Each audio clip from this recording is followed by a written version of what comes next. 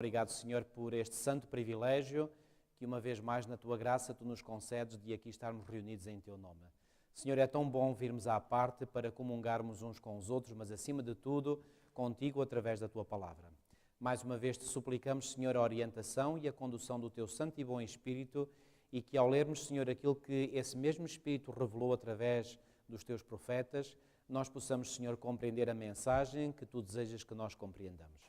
Obrigado, Senhor, por esta história inspirada do Teu povo ao longo dos séculos e particularmente ao longo da dispensação cristã. Que ela possa servir de motivação para nós, de conforto e também de advertência, Senhor, para que nós possamos andar nos Teus caminhos e nunca nos desviarmos deles. Abençoa-nos, pois, que o Teu Espírito abra o nosso entendimento e igualmente o nosso coração. Tudo isto nós te pedimos e pela fé te agradecemos em nome de Jesus. Amém. Uma boa noite a todos, bem-vindos. Antes de começar com a meditação, hoje gostaria de fazer um pequenino anúncio. E o anúncio tem a ver com aquela viagem que eu falei que nós iríamos fazer como prémio, entre aspas, deste estudo do grande conflito. Pois bem, já anunciei aqui na igreja há muito tempo essa excursão, entretanto houve alguns de vós que se inscreveram.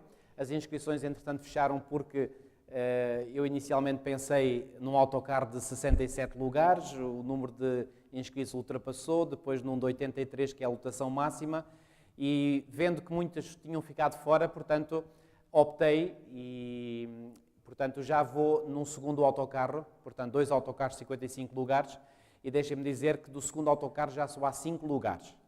Portanto, se houver ainda alguém que seja o trabalhador da 1ª hora, para usar a linguagem da parábola, que se queira inscrever, mas creio que esta semana é possível que, portanto, possam esgotar os lugares e depois só mesmo para quem puder desistir, não é? Mas por aquilo que estou a ver do interesse, portanto, só irão desistir em caso de força maior. Portanto, é só para fazer o anúncio.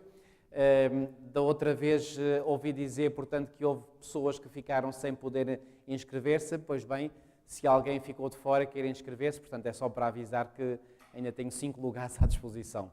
Portanto, já há neste momento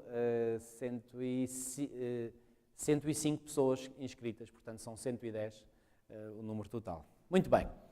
Vamos então, exatamente, foi aqui que nós ficámos, portanto, foi há 2 semanas que nós lemos a primeira parte deste capítulo.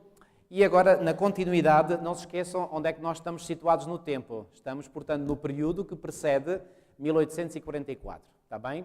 E depois nós hoje vamos falar também do grande desapontamento.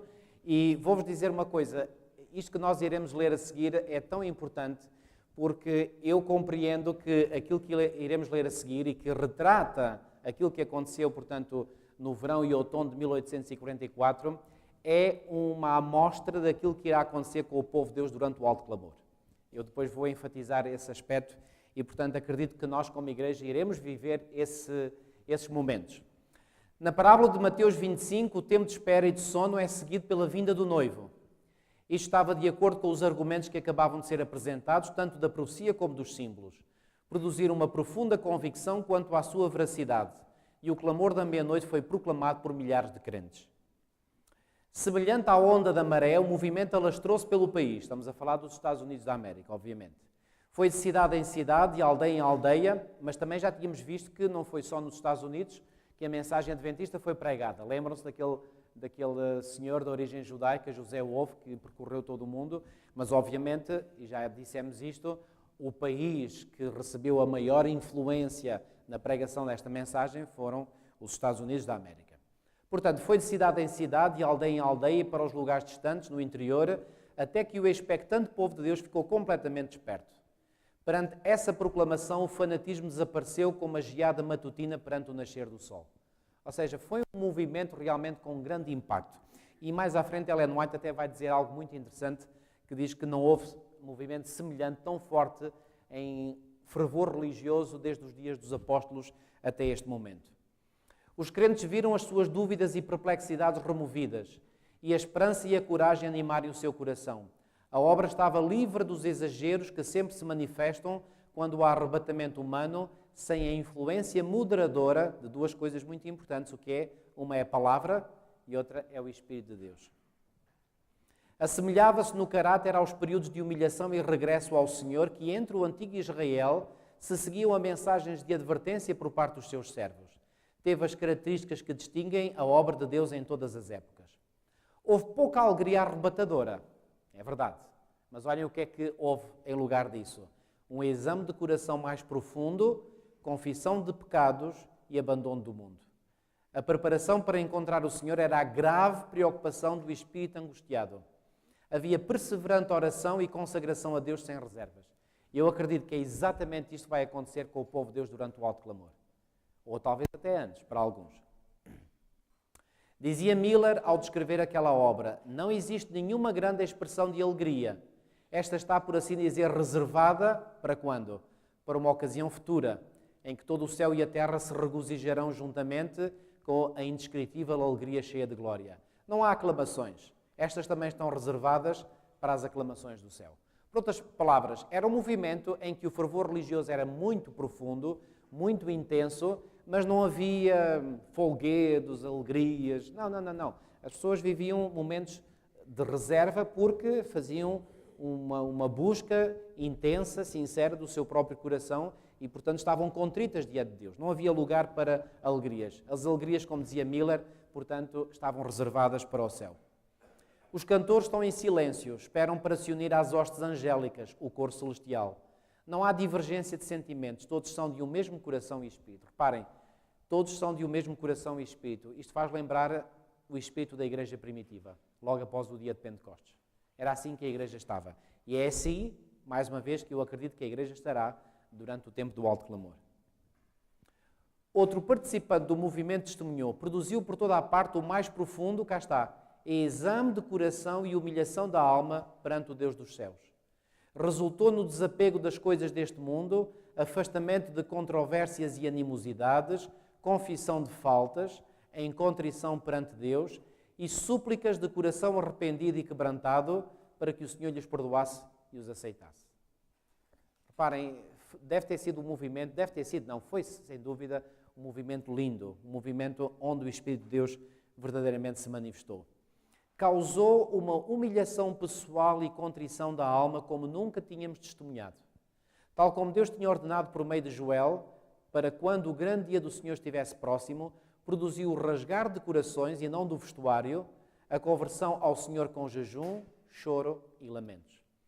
Sabem que a profecia de Joel indicava que, perto do dia do Senhor, o povo se deveria rasgar não as vestes, mas os corações. Sabem que era um sinal de luto, de contrição para o antigo povo de Israel rasgar as vestes. E o Senhor diz através do profeta Joel: eu não quero as vestes rasgadas para nada. O que eu quero é os corações rasgados. E foi também isto que aconteceu no tempo do Advento. Como Deus dissera por Zacarias, sobre os seus filhos foi derramado um espírito de graça e súplica. Eles olharam para aquele a quem tinham ferido. Houve grande pranto na terra e os que esperavam o Senhor afligiram a alma perante ele. Olhem aqui, de todos os grandes movimentos religiosos desde o tempo dos apóstolos, nenhum foi mais livre de imperfeições humanas e dos enganos de Satanás do que o do outono de 1844. Estamos a falar do outono de 1844, não estamos a falar da primavera de 1844, já tinha passado. Portanto, repito, de todos os grandes movimentos religiosos, isto inclui, obviamente, o movimento da Reforma Protestante, desde o tempo dos apóstolos, nenhum foi mais livre de imperfeições humanas e dos enganos de Satanás do que o do outono de 1844. Mesmo hoje, passados muitos anos, todos os que participaram do movimento e que permanecem firmes na plataforma da verdade, obviamente que aqui Ellen White refere-se a este hoje, que é o tempo em que ela estava a escrever isto, portanto ainda século XIX, ainda sentem a santa influência daquela obra abençoada e dão testemunho de que ela foi de Deus. Reparem, isto foi o que aconteceu no outono de 1844. Volto a dizer, acredito que isto se irá repetir na experiência do povo de Deus que viverá antes da vinda de Cristo e que vai, portanto, viver esse grande testemunho que irá inundar o mundo com a sua glória, conforme diz a mensagem de Apocalipse 18, a terra inteira vai ser cheia com a sua glória, ou seja, vai ser cheia com o conhecimento de Deus e, portanto, vai ser um momento extraordinário, aquele que precederá a vinda do Senhor. Ao brado, aí vem o noivo, saiu ao seu encontro, os expectantes levantaram-se e prepararam as suas lâmpadas. Estudavam a palavra de Deus com interesse mais intenso do que nunca. Eram enviados anjos do céu para despertar os que tinham desanimado e prepará-los para receber a mensagem. A obra não se mantinha pela ciência e pelo saber dos homens, mas pelo poder de Deus. Fantástico. Quando nós lemos isto, até pelo menos eu arrepio-me quando leio isto. Não foram os mais talentosos os primeiros a ouvir e a obedecer à chamada, mas os mais humildes e dedicados, como sempre. Isto é um denominador comum que percorre toda a história bíblica. Lavradores deixaram as colheitas nos campos, mecânicos depuseram as ferramentas e com lágrimas e alegria saíram a advertir. Os que anteriormente tinham dirigido a causa foram dos últimos a unir-se a este movimento. As igrejas em geral fecharam as portas a esta mensagem, também já tínhamos visto isto. E um numeroso grupo dos que a receberam cortou a sua ligação com elas. Ou seja, as pessoas não se sentiam bem nas suas igrejas, então simplesmente, portanto, saíram. Em algumas, como vimos, eram mesmo eliminados como membros de igreja. Na providência de Deus, esta proclamação uniu-se com a mensagem do segundo anjo, conferindo poder à obra. O que é que quer dizer a mensagem do segundo anjo? Sai dela, povo meu. Ou seja, saí das igrejas que estão corrompidas, e muitos saíram, efetivamente. A mensagem, aí vem o noivo, não era tanto uma questão de argumento, embora a prova das Escrituras fosse clara e conclusiva. Ia com ela um poder impulsionador que movia a alma. Não havia discussão nem dúvidas. Por ocasião da entrada triunfal de Cristo em Jerusalém, ela agora faz um paralelo com aquilo que aconteceu no tempo da primeira vinda de Cristo. Por ocasião da entrada triunfal de Cristo em Jerusalém, o povo, que de todas as partes do país tinha congregado para solenizar a festa, que festa era esta? A festa da Páscoa, portanto, que estava para acontecer, afluiu ao Monte das Oliveiras e, unindo-se à multidão que acompanhava Jesus, deixou-se tomar pela inspiração do momento e ajudaram a avolumar a aclamação bendito que vem em nome do Senhor. Ou seja, houve também, antes da vinda de Jesus a Jerusalém, para cumprir o grande plano da redenção, houve também um grande clamor, houve um grande brado, e esse brado, portanto, levou muitas pessoas, portanto, a unir-se a uma multidão de pessoas que acompanhava Jesus. De igual forma, os incrédulos que se reuniram nas reuniões adventistas, volto a dizer, estas reuniões adventistas eram do grande movimento adventista, não eram da Igreja Adventista do Sétimo Dia, que ainda não existia. Ainda iria passar-se uns anos até ela vir à existência. Portanto, os incrédulos que se reuniram nas reuniões adventistas, alguns por curiosidade, outros só com o objetivo de ridicularizar, sentiram o poder convincente que acompanhava a mensagem e vem o noivo. Ou seja, eles iam lá com o objetivo de ridicularizar, mas ao sentir o poder da mensagem, ficavam calados. Porque eles sentiam que a mensagem não era para brincadeiras. Naquele tempo, olhem só, houve uma fé que atraía respostas à oração, fé que tinha em vista a recompensa. Como aguaceiros sobre a terra sedenta, o Espírito de graça descia sobre os que iam a Ele com fervor. Os que esperavam estar em breve face a face com o seu Redentor sentiram uma solene e inexprimível alegria. Só que esta alegria não era uma alegria que se manifestava, portanto, de forma extrovertida, era uma alegria interior. Quantas vezes nós sentimos essa alegria e a nossa cara até pode estar séria, no entanto, a alegria é tão grande cá dentro que nós estamos felizes e satisfeitos. É essa alegria que aqui é referida. O poder enternecedor do Espírito Santo conferiu aos fiéis uma rica medida de bênçãos, sensibilizando o seu coração. Cuidadosa e solenemente, os que receberam a mensagem chegaram à altura em que esperavam encontrar-se com o Senhor. Sentiam como primeiro dever cada manhã obter a certeza de quê? De estar aceitos por Deus. Volto a dizer, eu acredito que isto vai se repetir novamente, no seio do povo de Deus. De corações intimamente unidos, oravam muito uns com os outros e uns pelos outros. E este espírito de oração também acredito que vai ser cada vez mais forte entre nós como povo de Deus. Para terem comunhão com Deus, reuniam-se muitas vezes em lugares isolados. E dos campos ou dos bosques, as vozes de intercessão ascendiam ao céu. A certeza da aprovação do Salvador era para eles mais indispensável do que o próprio pão cotidiano. Imaginem como estas pessoas estavam a viver. Uma fé fortíssima, intensa, genuína, verdadeira. E se alguma nuvem toldava o seu espírito, não descansavam enquanto não fosse dissipada. Sentindo o testemunho da graça perdoadora, ansiavam contemplar aquele, obviamente Jesus Cristo, que era o amado da sua alma. Mas, mais uma vez, estavam destinados ao desapontamento. Porquê que diz aqui mais uma vez? Porque já tinham vivido o desapontamento quando? Na primavera de 1844. E agora viveram mais uma vez quando? No outono de 1844. Mais propriamente na noite de 22 para 23. Eu digo na noite porquê? Porque eles esperaram até à meia-noite. Na altura pensavam que era assim que se contavam os dias bíblicos, e então esperaram até à meia-noite, quando os relógios soaram à meia-noite e Cristo não veio. Foi aquela noite toda, desde a meia-noite até ao despertar do dia seguinte, foi uma noite em que eles não dormiram, foi chorar, foi terrível. Um homem chamado Hiram Edson diz que eles choraram amargamente toda a noite. Mas mais uma vez estavam destinados ao desapontamento. O tempo da expectativa passou e o Salvador não apareceu. Tinham aguardado a sua vinda com inabalável confiança e agora experimentavam o mesmo sentimento de Maria quando foi ao túmulo do Salvador e o encontrou vazio. Então exclamou a chorar: levaram o meu Senhor e não sei onde o puseram. E reparem, porquê que estas palavras de Maria podem ser as palavras que estes adventistas viveram? Eles não sabiam onde é que estava o Senhor. Eles estavam à espera de Cristo.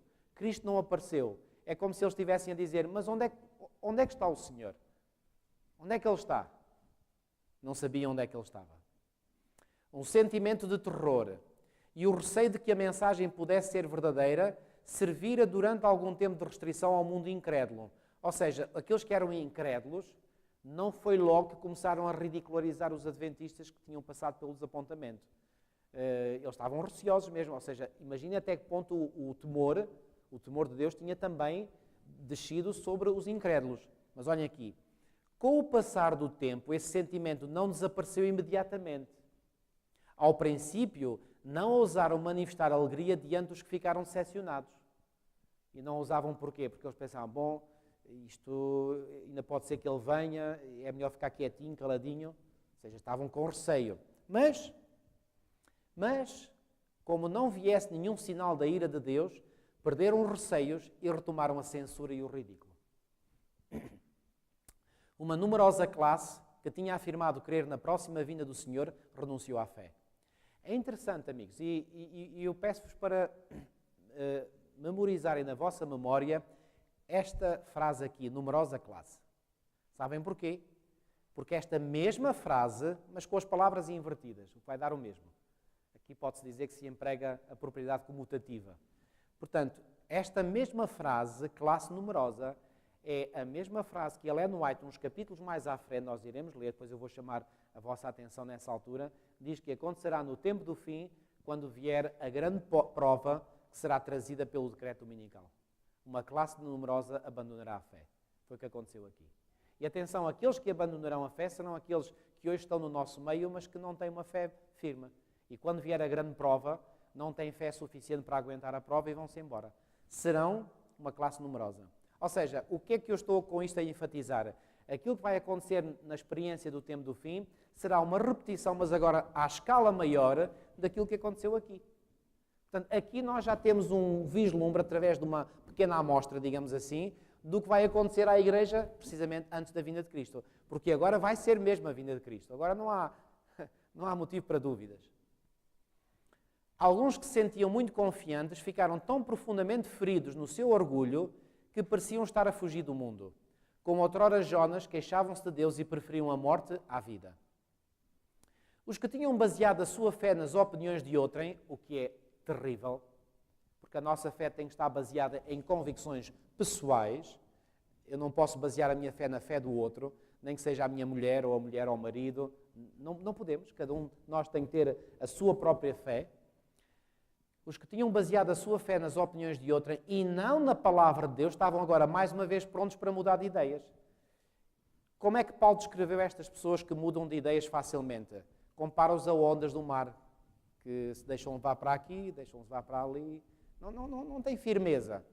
Mas quando alguém tem certezas, venha quem vier. A pessoa não muda. Tem certezas. Agora, quem não tem certezas, ouve daqui, depois acredita no que este diz, mas depois vai para o outro, e depois o outro se diz outra coisa, acredita no outro, depois já acredita no outro, e anda assim como um catavento a catar ideias, não sabe para onde é que anda nem para onde vai. Eu tenho pena dessas pessoas, e é de ter pena. Os escarnecedores ganharam para as suas fileiras os fracos e covardes.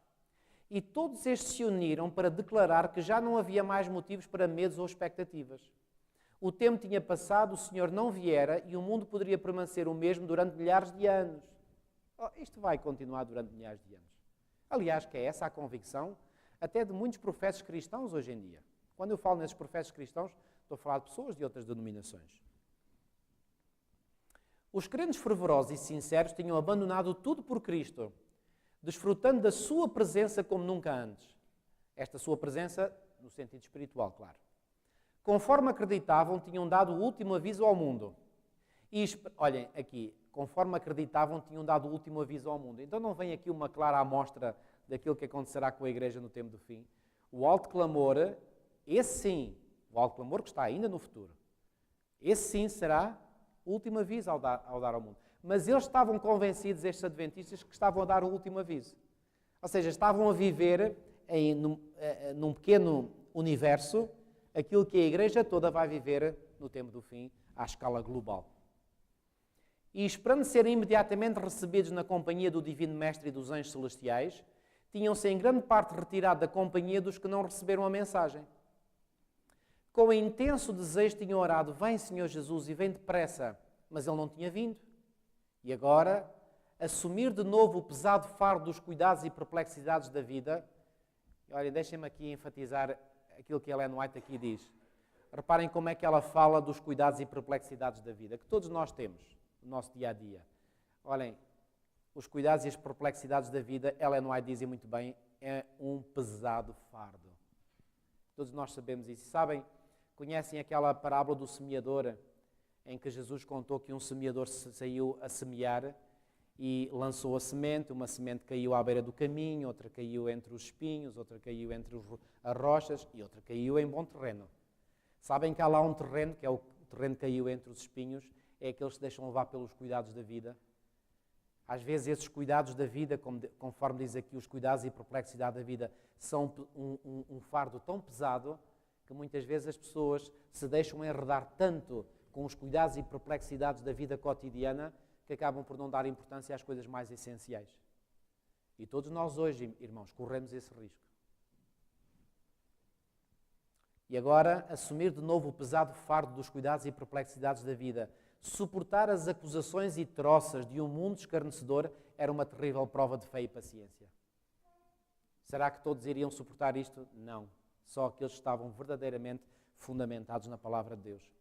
Todavia, olhem aqui, este desapontamento não foi tão grande como o que experimentaram os discípulos por ocasião da primeira vinda de Cristo. Imaginem. Foi um grande desapontamento. Mas Ellen White nos diz que o desapontamento que os discípulos experimentaram foi ainda maior. Quando Jesus entrou triunfantemente em Jerusalém, os seus seguidores acreditavam que ele estava prestes a subir ao trono de Davi e a libertar Israel dos opressores. Cheios de esperança e com alegria antecipada, competiam uns com os outros em prestar honras ao seu rei. Imaginem. Acho interessante esta frase aqui. Competiam uns com os outros. Queriam estar no primeiro lugar para dar honras, pensando que vinha aí o reino do Messias e, portanto, eles iriam ser os seus ministros, etc. E estavam todos cheios de alegria, todos exultantes. Mal sabiam eles aquilo que iria acontecer com eles passado horas. Muitos estendiam no caminho os seus próprios mantos como um tapete ou, à sua passagem, cobriam o sol com viçosos ramos de palmeira. Uniam-se com a entusiástica alegria na aclamação festiva Hosana ao filho de Davi. Quando os fariseus, perturbados e enraivecidos por esta manifestação de júbilo, quiseram que Jesus repreendesse os discípulos, ele replicou, se estes se calarem, as próprias pedras clamarão. E os fariseus aí, mais uma vez, tiveram que engolir em seco. A profecia devia ser cumprida. Os discípulos, olhem aqui, os discípulos estavam a concretizar o propósito de Deus. Entretanto, aguardava-os um amargo desapontamento. Reparem, se eles soubessem, pensem nisto. Aliás, está aqui escrito, vamos ler. Decorridos apenas alguns dias, tiveram de testemunhar a morte atroz do Salvador e conduzi-lo à sepultura. Olhem aqui, As suas expectativas não se tinham realizado em nenhum aspecto e as suas esperanças morreram com Jesus.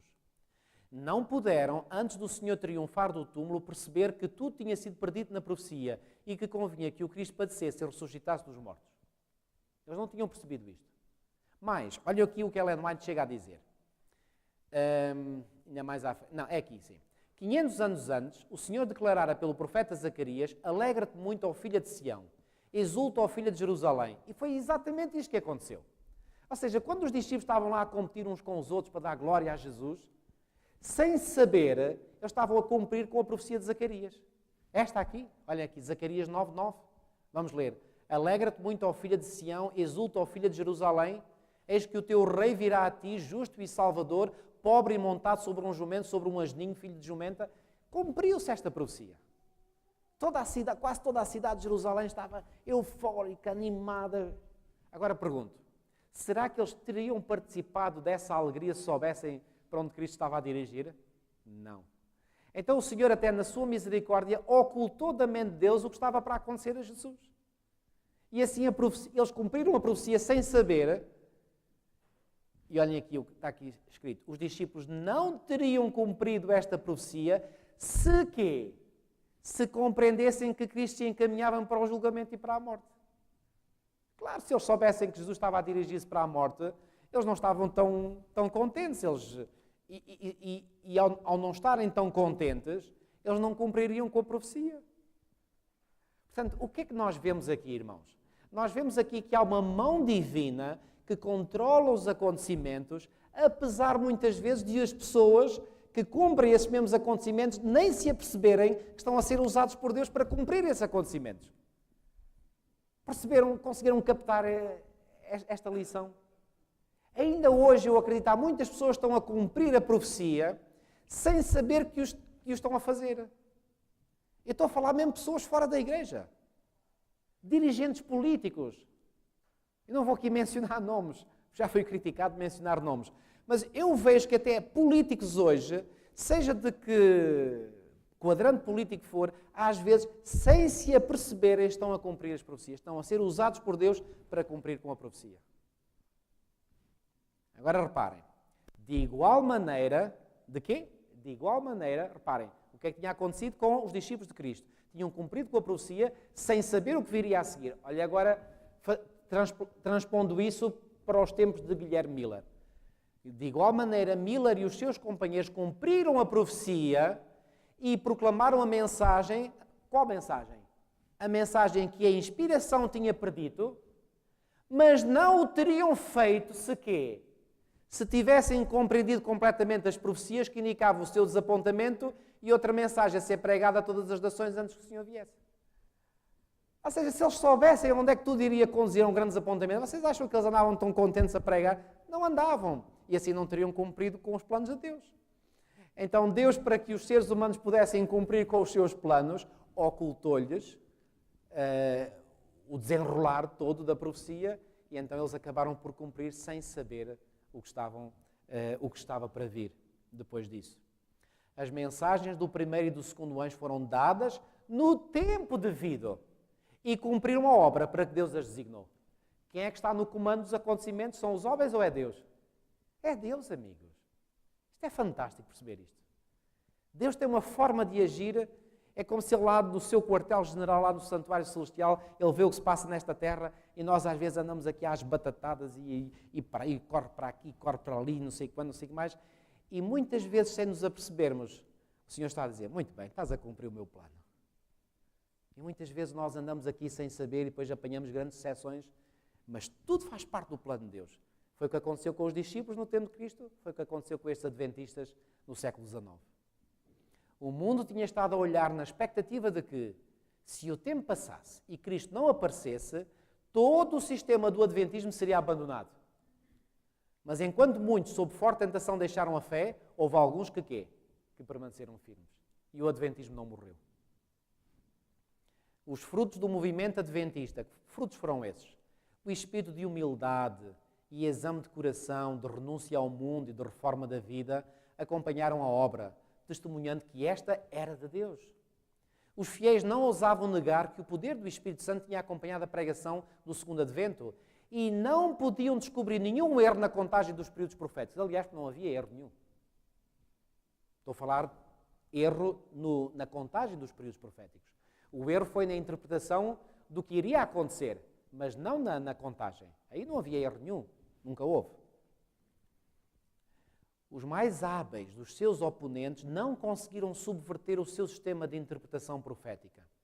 Não poderiam consentir, sem prova bíblica, em renunciar posições que tinham sido alcançadas por meio de ardente e devoto estudo das Escrituras. E sabe o que é que isto nos indica? Quando nós temos a plena certeza, por um estudo forte, profundo, devoto, sincero da Palavra de Deus, quando nós temos certezas daquilo em que nós cremos, mas certezas que advêm de um estudo rigoroso e exaustivo da Bíblia, nada nem ninguém nos pode mover dessa fé. Nada nem ninguém. Foi o que aconteceu com alguns destes adventistas. E diz que não poderiam consentir sem prova bíblica em renunciar a posições que tinham sido alcançadas por meio de ardente e devoto estudo das Escrituras, feito por inteligências iluminadas pelo Espírito de Deus e por corações entusiastas com o seu vivo poder. Posições essas que tinham resistido à crítica mais severa e à mais amarga oposição dos mestres religiosos do povo e dos sábios deste mundo, e que tinham permanecido firmes perante as forças combinadas do saber e da eloquência contra os insultos e as zombarias, tanto das pessoas de reputação como do povo vulgar. Tinha passado estas verdades em que eles acreditavam, tinham passado por todos estes testes, estes filtros, e tinham permanecido. Amigos, quando nós estudamos, por exemplo, a história da nossa igreja, a história do Adventismo, o nosso movimento já passou por tantas críticas, por tantos testes, quer externos, quer internos, e sabem uma coisa? Ele permanece. E permanece, sabem porquê? Porque esta igreja está fundada no Senhor, Deus Criador de todo o universo, e nas verdades da sua palavra. E venha às críticas que vier, irmãos, eu passei uns anos da minha vida, durante o meu curso de Teologia após, em que eu quis ter a certeza plena das grandes verdades fundamentais ensinadas por esta igreja. Eu li críticos, eu li outros, não sei quanto, depois de ter estudado tanto, houve alturas que eu estava cansado na minha mente, mas continuava a estudar, eu quero ter certezas. E eu cheguei finalmente a conclusões. Não há nada que possa demover as doutrinas fundamentais da nossa igreja, porque revendo todos os dados, vendo todas as críticas, vêm da esquerda, da direita, de cima, de baixo, daqui e dali, nós vamos à Bíblia e não há forma de dar a volta. As nossas doutrinas têm um firme, assim diz o Senhor, como fundamento. Não há como dar a volta. Agora, vou-vos dizer, alguns poderão dar a volta, mas esses são os que não têm o conhecimento. Agora, quem tem o conhecimento e estudou e aprofundou, essa pessoa não se deixa enrolar facilmente. Olha, ainda recentemente um irmão chamou a atenção para um grupo de teólogos que escreveu sob anonimato, teólogos ditos adventistas, penso que sim, escreveram um artigo que foi publicado numa revista que já é conhecida por ser uma revista liberal do mundo adventista, e avançaram com uma interpretação da ponta pequena de Daniel 7. Tantas interpretações alternativas que já surgiram, todas se provaram serem nulas.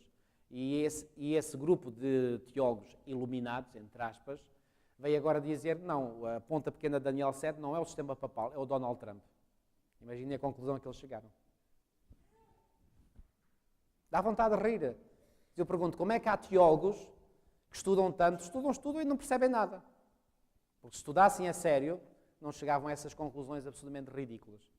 Mas isto, irmãos, é para vos dizer que mesmo no nosso meio há pessoas que chegam a estas conclusões patafúrdias. Não tem jeito nenhum. Enfim, pior para eles. Muito bem. A verdade é que tinha havido um erro quanto ao acontecimento esperado. Mas mesmo isto não podia abalar a sua fé na palavra de Deus. Quando Jonas proclamou nas ruas de Nínive que dentro de 40 dias a cidade seria subvertida, eu pergunto, o profeta Jonas era um profeta falso ou era um profeta verdadeiro? Verdadeiro, tem a certeza? Como é que tem a certeza que Jonas era um profeta verdadeiro? Como? Qual é a maior prova de todas que Jonas era um profeta verdadeiro? Há outra prova ainda mais forte do que essa. É verdade, irmão. Não, está absolutamente correto o que disse. Mas há uma prova que é a prova suprema. Qual é a maior prova de que Jonas foi um profeta verdadeiro? Sabem qual é? Jesus referiu-se a ele como sendo um profeta. Então, quando Jesus diz, está dito. E mais, não só Jesus se referiu ao profeta Jonas, como disse que ele passou 3 dias e 3 noites no ventre de um peixe. Portanto, para aqueles que não acreditam na história de Jonas por parecer ridícula, bom, então se a história de Jonas é ridícula, então Jesus é ridículo. Porque Jesus confirmou a história de Jonas. Ora, se a história de Jonas é ridícula, então Jesus é ridículo. Isso faz sentido para um cristão? Então a maior prova de que Jonas é um profeta verdadeiro é que Jesus se referiu a ele como um profeta verdadeiro. E agora reparem, este profeta era verdadeiro e, no entanto, andou lá 3 dias em Nínive a pregar uma falsidade. Porque ele pregou, dentro de 40 dias Nínive será subvertida. Foi? Não. Sabem quando é que Nínive veio a ser subvertida? Quase 150 anos depois. Aí sob o anúncio do profeta Naum. Leiam o livro do profeta Naum, é uma profecia contra Nínive, que era a capital do grande império da Assíria. Foi o império que precedeu o império de Babilónia. Ok? Se quiserem conhecer um pouco da história da Assíria, vão ao Museu Britânico em Londres. Tem lá uma grande parte dedicada à Assíria. Pois bem, Jonas pregou, entre aspas, uma mentira. Porque ele pregou que a cidade de Nínive iria ser subvertida e, passado 40 dias, Nínive não foi destruída. Vocês podem imaginar porque é que Jonas ficou angustiado e ficou zangado. Porque era a sua palavra que estava em xeque. Então o Senhor mandou-lhe pregar aquela mensagem, afinal agora não iria cumprir aquilo que lhe tinha mandado ele próprio pregar. A sua reputação, a sua imagem ficava em xeque. Então reparem, o que é que eu quero enfatizar com isto? Mesmo profetas enviados por Deus, mesmo profetas que pregaram uma mensagem que foi dada por Deus, essa mensagem pode não se cumprir à letra. Foi o caso de Jonas. Então também aqui, olhem aqui, quando Jonas proclamou nas ruas de Nínive que dentro de 40 dias a cidade seria subvertida, o Senhor aceitou a humilhação dos ninivitas, como todos sabemos, e prolongou o seu tempo de graça. No entanto, a mensagem de Jonas foi enviada por Deus e Nínive foi provada segundo a sua vontade. Então, os adventistas que pregaram que a vinda de Cristo iria ser em 22 de outubro de 1844, enganaram-se? Enganaram-se. Mas, pelo facto de terem se enganado, significava isso que a mensagem não tinha vindo de Deus? Não, não significava. A mensagem tinha vindo efetivamente de Deus. Assim como o facto de Nínive não ter sido destruída 40 dias depois, não significava que a mensagem que Jonas proclamou não tivesse vindo de Deus. Não, ela veio de Deus. Estão a ver? Os adventistas acreditaram que, de modo semelhante, Deus os tinha levado a dar a advertência do juízo. O aviso, diziam eles, provou o coração de todos os que o ouviram, o que é verdade, despertando o interesse pelo aparecimento do Senhor, o que foi verdade, ou suscitando para com sua vinda ódio mais ou menos perceptível, porém conhecido por Deus, o que foi uma verdade também. Traçou uma linha divisória, verdade verdadinha, de modo que os que examinassem o seu próprio coração soubessem de que lado seriam encontrados. Se o Senhor tivesse vindo nessa altura, se teriam exclamado uma de duas coisas. Ou, eis que este é o nosso Deus a quem aguardávamos e Ele nos salvará, ou se teriam pedido às rochas e montanhas que caíssem sobre eles a fim de os ocultar da face daquele que se senta sobre o trono e da ira do Cordeiro. Já repararam que no capítulo 14 de Apocalipse, reparem, o capítulo está escrito de uma forma muito interessante. Porque a primeira parte do capítulo 14 de Apocalipse, que é, deixa-me dizer, é o capítulo central de todo o livro do Apocalipse, é o centro literário do livro do Apocalipse. O capítulo do Apocalipse está dividido em 3 partes. A primeira parte é uma descrição dos 144 mil sobre o Monte Sião. Primeiros 5 versículos. Apocalipse 14, 1 a 5, descrição dos 144 mil. Que é uma repetição de uma outra descrição que já tinha sido dada no capítulo 7, também sobre os 144 mil. Ok? Logo a seguir à descrição dos 144 mil vem a descrição das 3 mensagens angélicas. Versículos 6 a 14. Aliás, até ao 13. A partir do versículo 14 e até ao versículo 20 temos a terceira parte do capítulo 14, em que vem a descrição, e essa terceira parte pode ser subdividida em 2 partes. A primeira parte vem a descrição de uma ceifa e a segunda parte vem a descrição de uma vindima. A ceifa é a colheita dos justos para o celeiro celestial. Ao passo que a vindima é também a colheita, mas a colheita dos ímpios para o lagar da ira de Deus, para serem esmagados e o seu sangue corre. Vem lá essa descrição. Ora bem, porquê que o livro do Apocalipse, do capítulo 14, está escrito desta forma? Muito simples. Reparem, primeiro começa com a visão de glória. Os vencedores da besta, da sua imagem, do número do seu nome, que é a descrição que vem no capítulo anterior, capítulo 13, agora sobre o Monte Sião. O que é que isso significa? Há vencedores da besta, da sua imagem, do número do seu nome. E João, através de uma visão que Deus lhe deu a oportunidade de ter, viu esses vencedores no Monte Sião. O que é o Monte Sião? Segundo Hebreus 12, 22, Monte Sião é Jerusalém Celestial. Logo a seguir à descrição dos 144 mil vem a mensagem dos 3 anjos. E nós perguntamos, então, mas como é que é? Então, primeiro vem os 144 mil, depois vem a mensagem dos 3 anjos. Pois bem, os autores bíblicos nem sempre se preocuparam em descrever as coisas de uma forma rigorosamente cronológica. É evidente, e todos nós com o mínimo bom senso conseguimos descobrir, que aquilo que é indicado nos versículos 6 a 12 precede aquilo que vem indicado nos versículos 1 a 5. Porque reparem, primeiro dá-se a pregação das 3 mensagens angélicas e depois é que os 144 mil estarão no Monte Sião, não é o contrário. Mas porquê que aparece no capítulo 14 dessa forma? Para mostrar, logo depois do capítulo 13, que vai haver vencedores. Nós podíamos pensar, uau, perante um ataque tremendo que o dragão vai fazer com os seus 2 grandes agentes, a besta que sobe do mar, a besta que sobe da terra, ninguém escapa neste conflito. E o capítulo 14 vem como que para aliviar os corações, dizer, não, vai haver pessoas que vão escapar. Vai haver sobreviventes, vai haver vencedores. E depois da descrição dos 144 mil, vem então as 3 mensagens angélicas. E sabem porquê a conexão? É como que para dizer, os que foram vencedores, ou os que serão vencedores, melhor dito, e que estarão com Cristo e com o Cordeiro no Monte Sião, foram aqueles que aceitaram e pregaram as 3 mensagens angélicas. Ou seja, há uma conexão. Não se pode dissociar a descrição dos 144 mil das 3 mensagens angélicas. Os 144 mil existem e foram vencedores e estarão no Monte Sião porque aceitaram e pregaram as 3 mensagens angélicas. Que, aliás, deixem-me dizer-vos, é a mensagem de Deus para os últimos dias da história deste mundo. A seguir à descrição das 3 mensagens angélicas, ou seja, quando entramos na terceira parte do capítulo 14, vem então a descrição da ceifa e da vindima. E diz lá que a seara da terra amadureceu, referindo-se à ceifa. E depois diz também, as uvas da terra amadureceram, ou seja, amadureceu tudo. O que é que a ceifa significa? É a colheita, como eu disse, dos justos. Os justos amadureceram, ou seja, atingiram a plenitude do amadurecimento do seu caráter. Mas os ímpios, representados pelas uvas, que vão ser vindimadas e lançadas no lagar, também amadureceram. E o que é que provocou o amadurecimento, quer da seara, quer das uvas?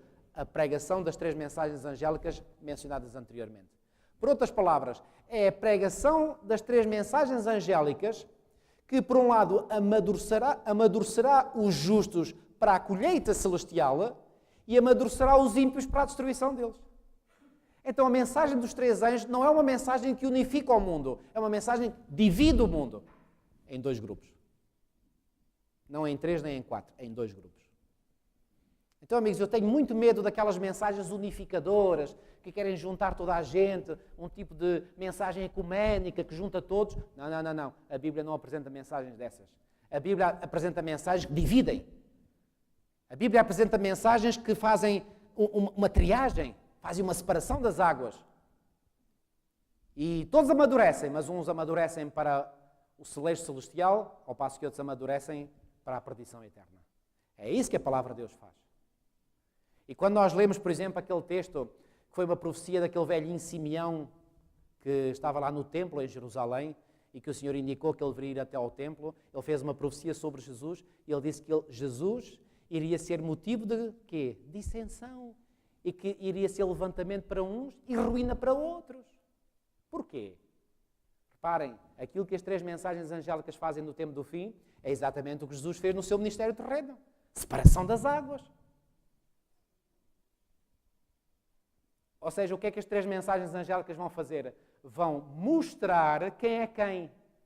Vão mostrar quem são os descendentes, ou a semente ou a descendência da serpente, e vão mostrar quem é a descendência da mulher. Tão simples quanto isso. Assim, Deus, estamos quase a terminar.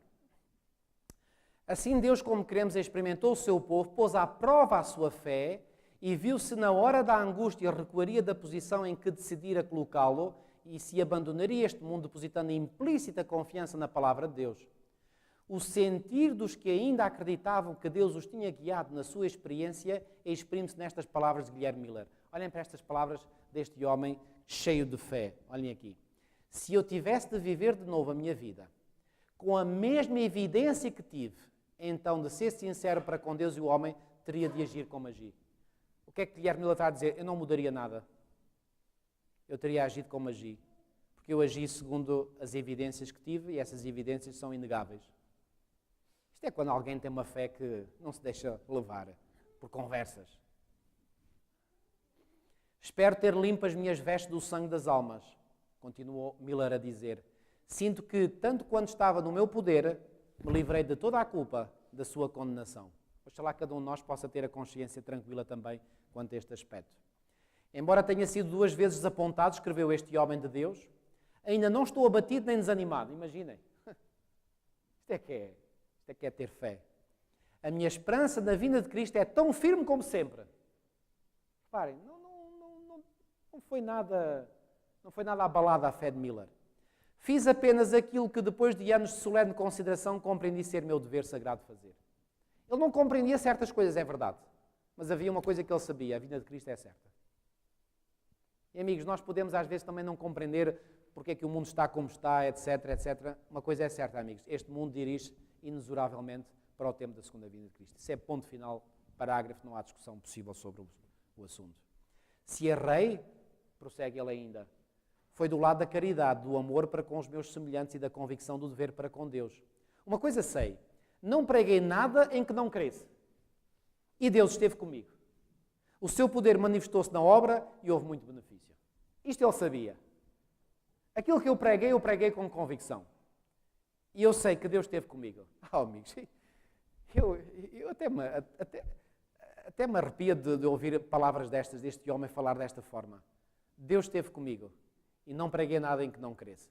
Claro, sabe, é muito perigoso nós pregarmos alguma coisa aos outros em que não queremos. Era melhor estarmos calados, que aí estamos a ser uns hipócritas. Agora, se nós queremos verdadeiramente naquilo que pregamos, aí nós pregamos com entusiasmo, com convicção. E as pessoas que nos ouvem sabem que nós estamos a pregar com convicção. Muitos milhares de pessoas, segundo tudo indica, foram levadas a estudar as Escrituras pela pregação da profecia acerca do tempo. E por esse meio, mediante a fé e a expressão do sangue de Cristo, foram reconciliadas com Deus. Amém por isso. Nunca solicitei, continua Guilherme Miller a dizer, nunca solicitei a aprovação dos orgulhosos, nem desfaleci quando o mundo se mostrava hostil. Não comprarei hoje o seu favor, também não irei além do dever para não despertar o seu ódio. Jamais lhes implorarei a minha vida, ou seja, mesmo que ele fosse confrontado com a morte, ele não iria pedir para não o matarem, nem vacilarei, espero, em perdê-la se Deus, na sua bondosa providência, assim o determina. Deus não abandonou o seu povo. O seu Espírito continuou a permanecer com os que não negaram precipitadamente a luz que tinham recebido, nem acusaram o movimento adventista. Na Epístola aos Hebreus existem palavras de ânimo e advertência para os provados e expectantes nesta crise. Portanto, não percam a coragem. Isto é mesmo nos últimos versículos do capítulo 11, capítulo 10 de Hebreus. Portanto, não percam a coragem, pois é a grande recompensa que vos espera. Vocês precisam de ter paciência para cumprirem a vontade de Deus e alcançarem o que Ele promete.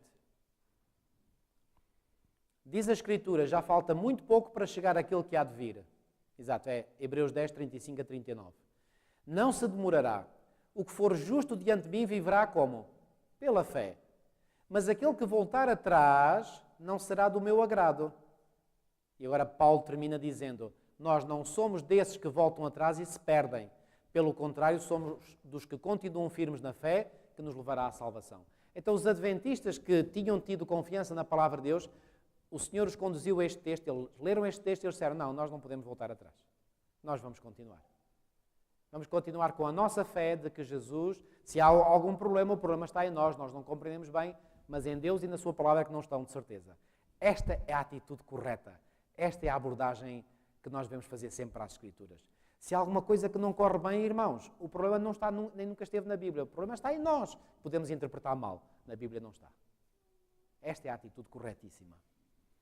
Que este aviso se dirija à igreja dos últimos dias é evidente nestas palavras que apontam para a proximidade da vinda do Senhor. Já falta muito pouco para chegar àquele que há de vir. Não se demorará. E claramente se subentende que haveria uma aparente demora e que pareceria que o Senhor se demorava. Olhem aqui, pareceria que o Senhor se demorava. Eu não concordo com aqueles que dizem que o Senhor está a demorar-se. Parece que demora, mas não está a demorar. A instrução aqui fornecida adapta-se especialmente à experiência dos adventistas naquela altura. O povo, a que a passagem aqui se refere, estava em perigo de naufragar na fé. Tinham feito a vontade de Deus, seguindo a orientação do seu Espírito e da sua palavra. Cá está. Tem que ser este binómio sempre. Palavra, Espírito, Espírito, palavra. Não podiam, contudo, entender o seu propósito, ou seja, o propósito de Deus, na experiência passada. Como muitas vezes a nós não percebemos porque é que há coisas que nos acontecem na vida, irmãos. Agora, quando nos acontece um revés ou uma expectativa egurada, vamos abandonar a nossa fé em Deus e na sua palavra, vamos deitar tudo a perder. Isso é de loucos. Se há alguma coisa que não corre bem, pronto, vamos tentar remediar isso. Agora, perder a fé em Deus, deitar tudo a perder, deitar tudo pelo esgoto abaixo, para o lixo, coisa mais estúpida. Não, houve adventistas que permaneceram firmes. E reparem, eles não podiam entender o seu propósito, o propósito de Deus na experiência passada, nem discernir o caminho que estava diante deles. E eram tentados, reparem, a tentação, claro, pode assaltar-nos a cada um de nós. Agora, a nossa reação diante da tentação é ou aceitamos a sugestão da tentação ou rejeitamos. E neste caso, devemos rejeitar esta tentação. Eram tentados a duvidar que Deus realmente estava a dirigi-los. A esse tempo aplicavam-se as palavras: o que for justo diante de mim viverá pela fé. Cá está. Dado o facto de a brilhante luz do clamor da meia-noite ter resplandecido no seu caminho e terem visto abrirem-se as profecias, e em rápido cumprimento os sinais de que declaravam estar próximo à vinda de Cristo, tinham caminhado, por assim dizer, pela vista. Agora, porém, abatidos por verem frustradas as esperanças, apenas poderiam permanecer em pé, como? Pela fé em Deus e na sua palavra. O mundo esclarecedor dizia: foram enganados, abandonem a vossa fé e digam que o movimento do advento foi de Satanás. Abdicaram eles da sua fé? Não. Não, alguns. Estou a falar agora só daqueles que estavam bem firmes no conhecimento da sua fé. Declarava, porém, a palavra de Deus: mas aquele que voltar atrás não será do meu agrado. Renunciar então à fé e negar o poder do Espírito Santo que acompanhara a mensagem seria recuar para onde? Para a perdição. Eles disseram: não, vamos recuar para trás, não. O caminho agora é só para a frente. E foi o que eles fizeram.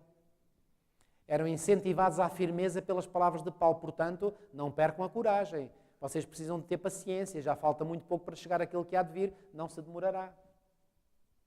A única maneira segura de proceder era reter a luz que já tinham recebido de Deus, apegar-se firmemente às suas promessas e continuar a fazer o quê? A examinar as Escrituras, esperando e vigiando pacientemente para poderem receber mais luz. Irmãos, eu digo-vos, esta experiência aqui destes adventistas é uma experiência riquíssima, riquíssima, riquíssima. E nós devemos memorizar a experiência destes adventistas, porque vai chegar o dia em que cada um de nós vai ser provado desta forma. E quando nós formos provados desta forma, aprendamos deles as lições que nós devemos aprender, para não desistir da nossa caminhada espiritual. Muito bem, ficamos por aqui e com isto terminamos mais um capítulo e para a semana que vem entramos no novo capítulo. Vamos terminar com uma oração. Nosso querido e amado Pai que estás nos céus, muitíssimo obrigado, Senhor, por esta maravilhosa luz que fazes chegar até nós. Obrigado, Senhor, porque pela experiência do Teu povo no passado, nós podemos perceber melhor a experiência porque muitos de nós passamos hoje e certamente pela experiência que muitos irão ainda viver no futuro, se não cada um de nós que estamos aqui hoje presentes. Ó Senhor, ao vivermos estes momentos em que a nossa fé será fortemente posta à prova, ó Senhor, que nenhum de nós possa desanimar, que nenhum de nós possa pôr em causa a veracidade da Tua Santa Palavra. E se houver alguma coisa que nós não possamos compreender, os Teus desígnios, não importa, Senhor. O que importa é que nós nos deixemos guiar por Ti, possamos cumprir os Teus propósitos, mesmo que não possamos compreender tudo acerca daquilo que está a passar. Tu também fizeste revelações extraordinárias a Daniel e muitas vezes ele não sabia aquilo que Tu lhe tinhas revelado. No entanto, tu também lhe disseste que ele não se deveria preocupar porque nem tudo seria para o seu tempo, mas para o tempo do fim. Ó Senhora, ajuda-nos, Senhora, a nos deixarmos guiar pela fé. E quando nós não tivermos nada em que nos confiar pela vista, que nós possamos confiar inteiramente pela fé de que Tu és um Deus certo, um Deus verdadeiro, que a Tua palavra não falha e que nós só devemos seguir e manter a nossa fé nas Tuas promessas, nas Tuas profecias, em tudo o que a Tua palavra diz. Ó Senhora, mesmo que possamos passar por momentos de nevoeiro intenso, que nós possamos saber, Senhor, que o sol da justiça lá está a algures a brilhar sobre este mundo. Fica connosco, Senhora, leva-nos daqui com a Tua paz, a Tua bênção, o Teu amor nos nossos corações, fortalece a nossa fé, dá-nos uma boa noite de repouso e descanso e a continuação de uma boa semana. Te pedimos tudo e te agradecemos em nome de Jesus. Amém.